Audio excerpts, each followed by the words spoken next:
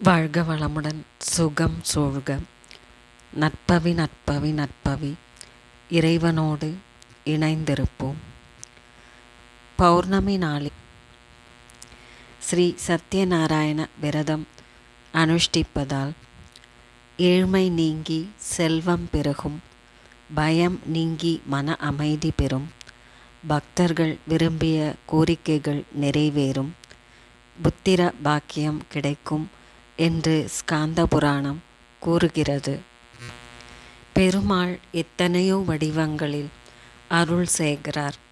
இவற்றில் சத்யநாராயண ரூபம் மிகவும் உன்னதமான ஒன்றாகும். பொதுவாக அனைத்து விரதங்களும் வேண்டுதல் வைத்து விரதமிருந்து வழிபட்டால்தான் கோரிக்கையை நிறைவேற்றக்கூடியவை. ஆனால் சத்யநாராயண பூஜை என்பது கோரிக்கை வைத்து அந்த வேண்டுதல் நிறைவேறிய பிறகு இறைவனுக்கு நன்றி செலுத்தும் விதமாக செய்வதாகும்.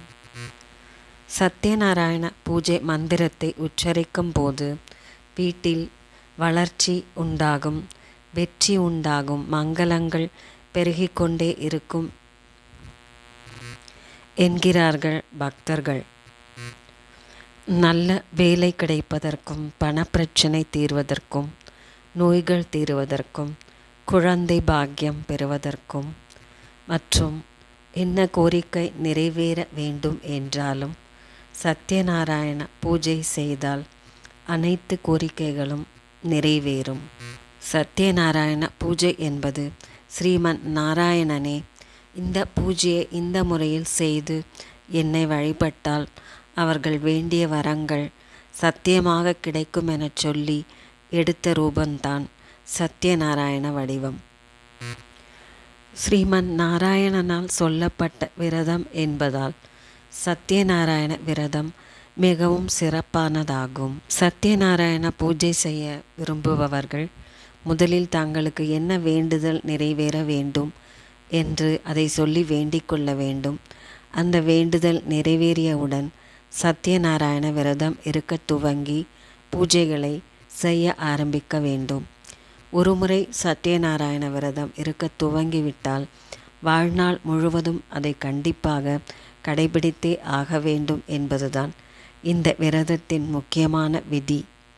இந்த விரதத்தால் கிடைக்கும் பலன்கள் பெரியது என்பதால் இந்த விரதத்தின் விதிகளும் பெரியதாக இருக்கும். அனைத்து நாட்களிலும் சத்யநாராயண பூஜை செய்வதற்கு ஏற்ற நாட்கள் என்றாலும் பௌர்ணமி, அமாவாசை, அஷ்டமி, துவாதசி, சங்கராந்தி, தீபாவளி ஆகிய நாட்களில் இந்த பூஜையை செய்வது மிகவும் சிறப்பான பலன்களை தந்தருளும். கிழமைகளில் ஞாயிறு, திங்கள், வெள்ளி மற்றும் சனிக்கிழமைகளில் ஸ்ரீ சத்யநாராயண விரதம் மேற்கொள்ளலாம். இது தவிர புரட்டாசி மாதத்தில் வரும் அனைத்து சனிக்கிழமைகளிலும் சத்யநாராயண பூஜையை செய்வது சிறப்பிலும் சிறப்பு. சத்யநாராயண பூஜையை சந்திர உதயத்திற்கு பிறகே செய்ய வேண்டும் என்பதால் மாலை 7 மணிக்கு மேல் இந்த பூஜையை துவங்குவது நல்லது. மாதந்தோறும் வரும் பௌர்ணமி நாட்களில் சத்யநாராயண பூஜையை செய்ய முடியாதவர்கள் மற்ற நாட்களை பயன்படுத்தி அவற்றில் இந்த பூஜையை செய்யலாம். அனைத்து நலன்களையும் அருளும் ஸ்ரீ சத்யநாராயணரின் திருநாமங்கள்.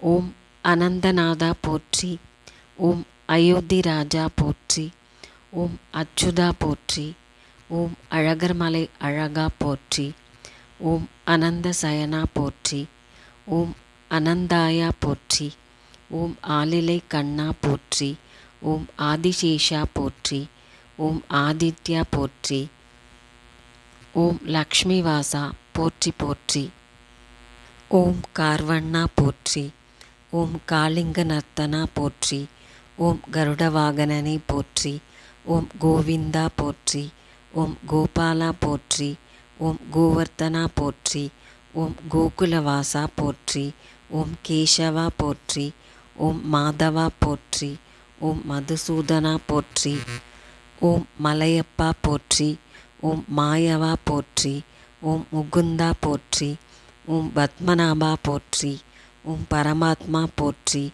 ஓம் பரபிரம்மா போற்றி போற்றி.